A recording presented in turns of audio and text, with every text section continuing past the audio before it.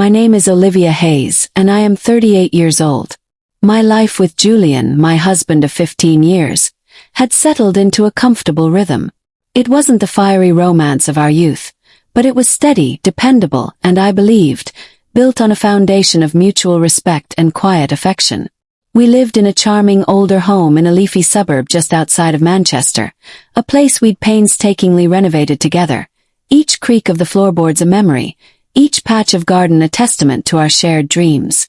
Our weekends were a blend of lazy mornings, trips to the local farmer's market, and quiet evenings curled up with a good book or a documentary. It was, by all accounts, a perfectly ordinary, perfectly pleasant existence. Or so I thought. The day it all unraveled began as any other. Julian had been called into an unexpected, urgent meeting in London. He was rushing, a flurry of hurried movements and whispered apologies as he gathered his briefcase and tie. In his haste, he'd left his work bag unzipped on the hallway table, a dark leather cavern usually off-limits to my curious hands. But as I walked past, a corner of a crisp white envelope caught my eye, peeking out from a side pocket. It was unusual. Julian was meticulously organized, and personal mail rarely found its way into his work bag. A tiny, almost imperceptible tremor of unease started in my stomach. Curiosity, that notorious feline, got the better of me. I told myself it was innocent, perhaps a forgotten bill or a document for the house. My fingers, trembling slightly, reached into the bag. The envelope felt thick, substantial. No name, just a formal address at the top. As I pulled it out, a single damning phrase jumped out at me, bold and undeniable. Notice of intent to file for divorce. The world tilted. The air left my lungs in a ragged gasp. My vision blurred for a moment, the familiar hallway swirling around me. I stared at the words, willing them to rearrange themselves into something less devastating. But they stood firm, stark, and utterly final. My name was there, Olivia Hayes, alongside Julian's. The grounds cited were vague, boilerplate legal jargon about irreconcilable differences, but the implication was crystal clear. He was ending it. And I, his wife, the woman who had shared his bed, his dreams, his entire adult life, was the last to know. A wave of nausea washed over me, cold and sharp. My hands began to shake uncontrollably, the paper rustling like dry leaves. I scanned further, desperately searching for some explanation, some mitigating factor. And then I saw it, tucked in the same pocket, a small embossed card. It was a wedding invitation. Not for us, obviously. It was addressed to Julian. The names on the invitation were Julian Vance and Serafina Dubois. The date was less than 3 months away. My mind reeled, trying to connect the dots. Divorce papers. A wedding invitation. Serafina Dubois. The name hit me like a physical blow. Serafina was a junior architect at Julian's firm, a woman he'd mentioned in passing, always with a casual, almost dismissive tone. She's very talented, he'd said, or Serafina handled the presentation today. Harmless, I'd thought. Professional. Now the casual mentions replayed in my mind, each one laced with a sinister undertone I'd been too trusting, too naive to hear before. The humiliation was a physical ache, a burning sensation spreading through my chest. He wasn't just leaving me. He was replacing me.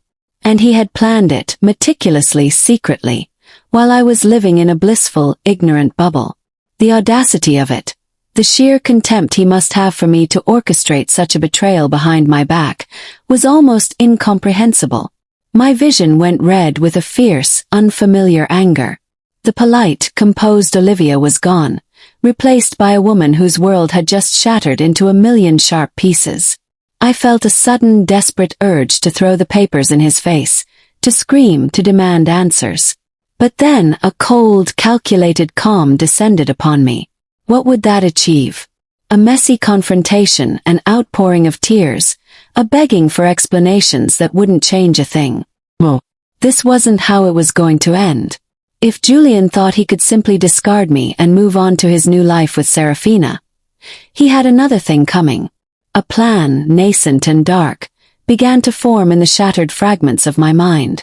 It was a plan born of pain, yes, but also of a sudden, steely resolve. He wouldn't just walk away from this. Not without consequences. And Serafina. She too would learn that playing with another woman's life came at a steep price. My hands, still trembling, carefully folded the divorce papers and the invitation, slipping them back into his bag exactly as I had found them. He would never know I had seen them. Not yet. Performance. I moved through our home, cooked Julian's favorite meals, and even shared our usual evening banter, all while a storm raged silently within me. Each touch, each shared laugh, felt like a deliberate act of deception on his part, and a meticulous one on mine. I watched him, truly watched him for the first time in years, dissecting his every glance, his tone of voice. He seemed utterly oblivious, a perfect picture of a man content in his duplicity. This only fueled the cold fire in my belly. My anger had matured from a searing blaze to a steady, relentless heat, tempered by a growing sense of purpose. I wasn't going to just react. I was going to execute. My first step was research, a deep dive into Julian's meticulously planned future. I subtly gleaned information about Serafina. A casual question to a mutual acquaintance about that new architect at Julian's firm. An innocent scroll through the company's public profiles. Serafina Dubois was predictably younger, effortlessly stylish, and possessed that undeniable glow of someone whose life was just beginning to unfurl beautifully. She had recently moved into a chic, modern apartment in a more upscale part of London, a detail Julian had once vaguely mentioned as Serafina finding a great spot closer to the office.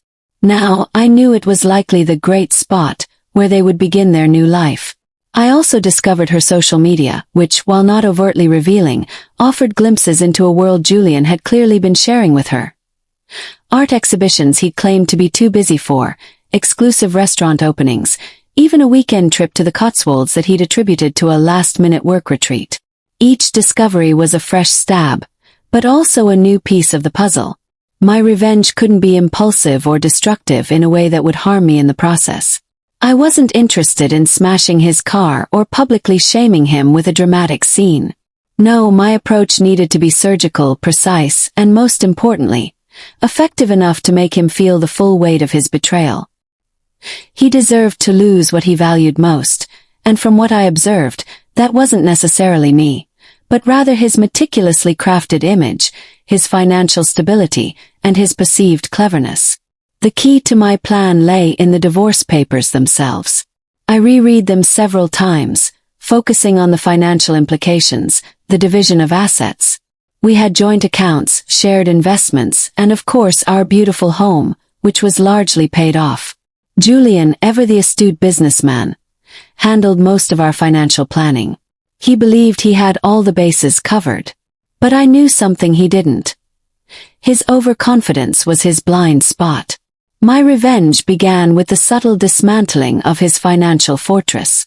Over the next few weeks, I began to transfer small, incremental amounts from our joint savings into a new, separate account I had opened in my name. I was meticulous, ensuring each transfer was below the threshold that would trigger any immediate red flags. I also started liquidating some of the less liquid assets that were solely in my name, converting them into readily accessible funds. It was painstaking work, requiring late-night hours hunched over my laptop, my heart pounding with a mixture of fear and exhilaration. I was careful to leave enough in our joint accounts to avoid immediate suspicion, keeping up appearances perfectly. Julian, preoccupied with his new future and perhaps still underestimating my intelligence, noticed nothing. He was busy planning a wedding, while I was busy planning his financial ruin. The house was our biggest asset, and the one he assumed would be divided. He had no idea I'd been quietly researching property laws and spousal rights. I discovered a rarely used clause in our prenuptial agreement, an obscure addendum Julian had insisted on, ironically, to protect his assets, but which had a loophole regarding improvements made by either party that significantly increased the property value, particularly if those improvements were self-funded or involved considerable personal labor. I had overseen and physically contributed to almost every renovation of our home, often using funds from a small inheritance I had received years ago, which I had kept separate, at Julian's own suggestion. Now, that suggestion was about to backfire spectacularly. I quietly began compiling meticulous records, receipts for materials, contractor invoices, photographs documenting my hands-on work, even old email exchanges with Julian acknowledging my contributions. It was a mountain of evidence, patiently gathered over years, now weaponized. My ultimate goal was not just to take half, but to ensure he lost control, to make him feel the same shock and helplessness I had felt. He was so convinced of his strategic brilliance, so certain he had outmaneuvered me. He had no idea that I was not just catching up, but pulling ahead, meticulously setting the stage for a grand reveal that would leave him utterly blindsided. Serafina, too, would discover that the man she was marrying was not as financially secure or as clever as he appeared. Their perfect new life was about to hit a very significant, self-inflicted obstacle. I found a perverse satisfaction in knowing that while they toasted their future, I was busy orchestrating its dramatic unraveling. The waiting was the hardest part, but the anticipation of their faces, their shock, their realization, was the fuel that kept me going. The next few weeks were a delicate dance of deception. Julian continued his charade, seemingly oblivious to the seismic shifts occurring beneath his feet. He became even more distracted, often lost in thought, a faint smile playing on his lips, no doubt imagining his blissful future with Serafina. This allowed me even more freedom to finalize my preparations. I had consulted with a solicitor, discreetly of course, under the guise of estate planning for my elderly aunt. I explained a hypothetical scenario mirroring my own, and the solicitor, a sharp woman named Mrs. Davies, provided invaluable advice. She confirmed my suspicions about the prenuptial agreement loophole and guided me on the precise legal documentation I would need to present my case for significantly more than half the marital assets, especially regarding the house. I spent countless hours meticulously organizing my evidence. Receipts for the custom kitchen cabinetry I designed and installed with my own hands, invoices for the reclaimed oak flooring Julian had scoffed at but I'd insisted on and personally laid, photographic proof of the extensive landscaping I'd done in the garden, transforming it from a wild patch into a serene oasis. Each document was a small victory, a testament to my effort and foresight, now poised to become a weapon. I also made sure to gather digital evidence, sifting through old emails and shared cloud drives for any conversations where Julian acknowledged my significant contributions to the renovations, often in glowing terms. The irony was not lost on me. His past praise would now be his undoing. The most crucial part of my plan involved a meticulously timed reveal. I decided to wait until the very last possible moment, close to their planned wedding date. This would maximize the shock and minimize his ability to recover. He would be deep in the throes of wedding preparations, his guard down, his focus entirely on Serafina and their impending nuptials. The humiliation would be amplified, the fallout more devastating. I wanted to hit him when he was at his most vulnerable, his most certain. I also began to subtly sever other ties. Our shared social circles were largely Julian's, cultivated through his work. I started making excuses for missing gatherings, pleading mild ailments or sudden commitments. This was twofold. It prepared our friends for my eventual absence, and it gave me more time and energy to focus on my meticulous planning. I needed to isolate myself slightly so that when the bomb dropped, the reverberations would be localized, directed squarely at Julian and Serafina, not at my own reputation. I wanted to be seen as the wronged party, not the vengeful one. One evening, Julian came home particularly buoyant. He talked animatedly about a new project at work, a big presentation, and mentioned Serafina's critical role in its success. He even suggested we go out for dinner to celebrate their achievement. My stomach churned, but I forced a smile and agreed. During dinner, he was almost effervescent, his eyes sparkling with a happiness I hadn't seen directed at me in years. He even held my hand across the table, a gesture that once would have melted me but now felt utterly hollow, a betrayal. "You know, Olivia," he said, squeezing my hand, "I really appreciate your understanding with my long hours lately. This project has been consuming, but it's going to be huge for my career." I met his gaze, my smile unwavering. "I understand completely, Julian. Your career is very important to you. I wouldn't want to stand in the way of your success." The words were laced with a double meaning he couldn't possibly grasp. My subtle irony was lost on him, swallowed by his self-absorption. He nodded, pleased, completely unaware that his success was about to be irrevocably intertwined with his downfall. The financial transfers continued, small but steady. I was also careful to maintain a normal routine with our finances, paying bills on time, discussing household expenses, even contributing to our joint vacation fund. This further lulled him into a false sense of security. He saw nothing amiss. No warning signs that his supposedly compliant wife was systematically emptying the well he believed was inexhaustible. Every now and then, a pang of sadness would hit me. The memory of the man I married, the dreams we once shared. But it was quickly overshadowed by the cold fury of his betrayal. This wasn't about bitterness. It was about justice. It was about ensuring he faced the consequences of his actions, that he couldn't simply walk away and start fresh without acknowledging the debris he left behind. The final piece of my puzzle involved a small, seemingly insignificant detail.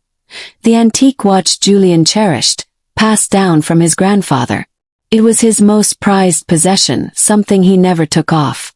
I planned to use this sentimental item as a final, crushing blow, a symbol of everything he was about to lose. I had already discreetly had it valued, confirming its significant worth. It would be the last thing I stripped from him, a tangible representation of his diminished legacy.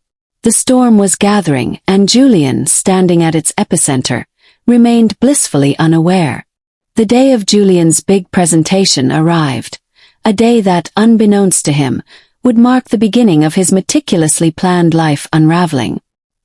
He left that morning with a confident stride, kissing me goodbye with a practiced peck on the cheek, humming a tune as he walked out the door. I watched him go, a shiver of anticipation, cold and sharp, running down my spine. The stage was set. My first move was to execute the final, substantial transfer of funds. While he was busy charming potential investors, I was quietly ensuring that his financial safety net was all but gone. I emptied the majority of our joint savings into my separate account, leaving just enough to cover a few immediate bills, nothing more. Then, I initiated the process of having Julian's prized antique watch, the one he never took off, independently valued and legally documented as part of my separate property claim. He'd always kept it in a locked drawer in his office at home, thinking it secure. What he didn't know was that I had long ago found the spare key. The watch was a symbol, and I intended to make sure he felt its loss acutely. Next, I arranged for a certified letter to be delivered to his office, specifically addressed to him, to arrive mid-afternoon. It contained a formal notification from my solicitor, Mrs. Davies, outlining my intent to pursue a divorce on grounds of adultery, citing overwhelming evidence, and detailing my comprehensive claim for a significant portion of our assets, including full ownership of the house, based on my documented contributions and the specific clause in our prenuptial agreement. It also contained a copy of the divorce letter I'd found in his bag, highlighting his deception. The letter was carefully worded to be legal and precise, devoid of emotion, yet utterly devastating in its implications. The timing was crucial, delivered during his supposed moment of triumph, his big presentation. While Julian was immersed in what he thought was a career-defining moment, surrounded by colleagues and clients, the letter would land on his desk. I pictured the moment he would return to his office, flushed with success, only to find the cold, hard reality of his betrayal laid bare. I imagined his face, the sudden comprehension, the dawning horror, and then the scramble. My final act for the day involved Serafina. I had obtained her work email address through a bit of online sleuthing. I crafted an email, short and to the point, attaching scanned copies of Julian's original divorce letter, the wedding invitation I'd found in his bag, and a screenshot of the recent, substantial financial transfer from our joint account into my personal one. The subject line simply read, "A truth about Julian Vance." The body of the email was brief. "Dear Serafina, I thought you deserved to know the full truth about the man you're planning to marry. Julian is already deep into divorce proceedings, which he initiated without my knowledge. Furthermore, he's not as financially secure as he may lead you to believe, as you can see from the attached. He has been systematically draining our joint accounts to fund his new life. There's much more you don't know. Perhaps you should reconsider." I scheduled the email to be sent the moment I knew Julian would be receiving his letter. I spent the rest of the day in a strange state of calm. The house, usually a hub of activity, felt eerily quiet. I went about my chores, watered the plants, even baked a cake. It was a bizarre normalcy, a stark contrast to the storm I had unleashed. I imagined the chaos unfolding in Julian's world, the frantic phone calls, the panicked realization. He would call me, of course. He would be furious, confused, disbelieving. And I would be ready. The first call came just after 4 p.m., exactly when I anticipated his workday winding down. His number flashed on my screen, and I took a deep, steadying breath.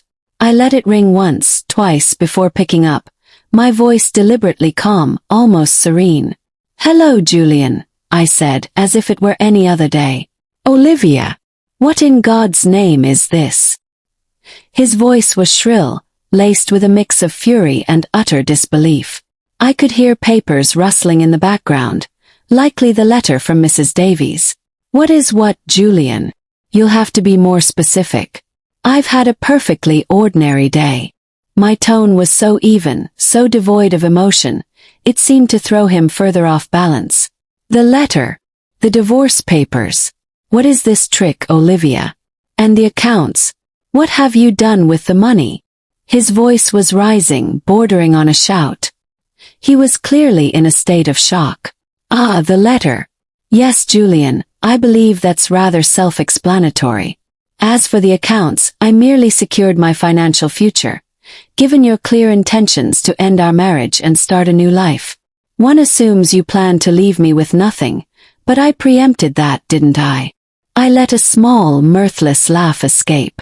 There was a stunned silence on his end, then a strangled sound.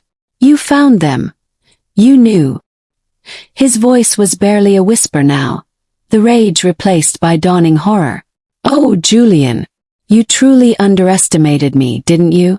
You thought I was simply the placid wife, unaware of your little escapades. I found the divorce papers in your bag weeks ago, along with your little wedding invitation to Serafina. Charming touch, really. Planning a wedding before even telling your current wife you're divorcing her. Very thoughtful." My voice remained calm, almost conversational, making my words even more chilling. "But, how? Why didn't you say anything?" he stammered, the confidence completely gone from his voice. "Why would I, Julian? Why would I interrupt your meticulous plans? I decided to let you proceed, to show you precisely what it feels like to have your carefully constructed world ripped out from under you. You wanted to start fresh. Excellent. You can start fresh, just without the house, without a substantial portion of the marital assets, and perhaps without your new fiancé, who is, as we speak, receiving a rather illuminating email from me." Another gasp, this one sharper, more desperate. "You emailed Serafina. What did you tell her?" "Just the truth, Julian. About your impending divorce, your financial maneuvering, and your general duplicity. I'm sure she'll find it enlightening. After all, she's marrying you. She deserves to know who she's truly getting, doesn't she?" I paused, letting the silence hang heavy between us. "Now, if you'll excuse me, I have some calls to make. My solicitor will be in touch with yours very soon. Have a pleasant evening, Julian." And with that, I hung up, a slow, triumphant smile spreading across my face. The unraveling had truly begun. The aftermath of my phone call to Julian was a whirlwind. My phone, which had been silent for so long regarding his secretive life, now began to ring incessantly with his desperate calls. I let most of them go to voicemail, listening to his increasingly frantic messages. Please, threats, then more please, laced with a growing panic. He demanded explanations, accused me of theft, then begged me to reconsider, to talk things through. It was a symphony of his world collapsing, and I savored every discordant note. The real show began when Julian arrived home. I heard his car screech to a halt, the front door slamming open, and his furious footsteps pounding through the hallway. He found me in the living room, calmly sipping a cup of tea, a book open on my lap. My composure seemed to infuriate him even more. "Olivia, what the hell have you done?" he roared, his face flushed, eyes wild with a mix of anger and terror. He looked disheveled, his expensive suit rumpled. His hair askew, a far cry from the immaculate man who had left that morning. I slowly set my teacup down, my gaze steady. "I've merely ensured my own financial security, Julian. Something you clearly neglected to consider when planning your new life. You emptied the accounts. You stole from me," he shouted, his voice cracking. "Stole? How can I steal from what is half mine? And what about the money you've been siphoning off for Serafina? Her new apartment, the lavish dinners, the trips you claimed were work retreats. Did you consider that stealing from our joint future?" My voice remained calm, a stark contrast to his bluster. He stared at me, visibly deflating as he realized I knew more than he ever imagined. "Serafina. You really told her?" "Every last detail," I confirmed, a small, knowing smile playing on my lips. "The divorce papers you hid, your rather audacious wedding invitation, and of course the state of your true financial standing. I believe she's quite upset. You see, Julian, Serafina thought she was marrying a man of means, a clever businessman with a bright future. Turns out, she's about to marry a man facing a rather messy, public, and financially devastating divorce." His shoulders slumped. The anger drained from him, replaced by a desperate, pathetic plea. "Olivia, please. This is a mistake. We can fix this. We can talk. We can sort this out. Serafina. She's everything. She'll leave me. My career will be ruined." "Your career will be ruined by your own actions, Julian, not mine. As for Serafina, she'll likely leave you when she realizes you're not the stable, wealthy catch she thought you were. That's a consequence of your choices, not mine." He sank onto the sofa opposite me, burying his face in his hands. "Please, Olivia," he mumbled, his voice muffled. "I'm begging you. Don't do this. I made a mistake. Terrible mistake. I can end it with her. We can get back what we had. Please don't take everything." He looked up, his eyes bloodshot, desperate. "I'll do anything. I'll get therapy. I'll make it up to you. I'll give you back the money. Just don't tell anyone else. Don't let this get out. My reputation. Everything I've worked for." This was it. The moment I had been waiting for. The man who had meticulously plotted my demise was now groveling, his carefully constructed world crumbling around him. The satisfaction was profound, a deep, resonant hum of triumph. But I wouldn't let emotion cloud my judgment. This wasn't about vengeance alone. It was about securing my future and making him truly understand the gravity of his actions. "Julian," I began, my voice firm, "there's no getting back what we had. That ship sailed the moment you signed those divorce papers and planned a wedding behind my back. My solicitor has already filed. The process has begun. As for your reputation, you created this mess, not me. Your secrets have a way of finding their way into the light, don't they?" He started to sob openly, unashamedly. "Please, Olivia, I'm on my knees. Don't ruin me. What about the house? What about everything?" "The house," I stated, my voice unwavering, "will be mine. Every single penny of my inheritance, every hour of my labor, every decision I made for that home, will now be recognized. My solicitor has all the documentation. You'll receive a fair market value for your share of the original property value, but the improvements, Julian, the value I added, are mine. As for the rest of the assets, we'll let the courts decide, but I assure you my case is very strong, especially given the circumstances of your betrayal and your attempts to hide assets." He looked utterly defeated, the fight completely gone from him. The image of the smug, confident man I'd seen planning his future with Serafina was shattered, replaced by a broken, desperate shell. The next few weeks were a blur of legal meetings. Julian's lawyers tried to fight, but my solicitor, Mrs. Davies, was relentless, armed with the meticulous evidence I had gathered. The case for my ownership of the house was irrefutable. His attempts to hide the funds from our joint accounts were easily exposed, thanks to my proactive transfers and documentation. Julian's carefully constructed life dissolved before his eyes. Serafina, as expected, ended their engagement, disgusted by his deception and the sudden revelation of his precarious financial state. The news spread through their professional circles like wildfire. Julian's reputation, once pristine, was in tatters. His big presentation turned out to be the ultimate downfall. Eventually, Julian came back to the house, no longer with anger, but with a profound, soul-crushing resignation. He stood before me, defeated, his head bowed. "Olivia," he whispered, "you win. You took everything. I have nothing left." I looked at him, not with triumph, but with a quiet, solemn understanding. "No, Julian. You took everything first. I merely retrieved what was rightfully mine. You came begging on your knees, not because I took everything, but because you lost everything, all on your own." And with that, I watched him walk out of the home we had built together, a shell of the man he once was, leaving me to finally begin my own true new life. Betrayal often carries unforeseen consequences, and underestimating the strength and resolve of the betrayed can lead to a more profound downfall than anticipated.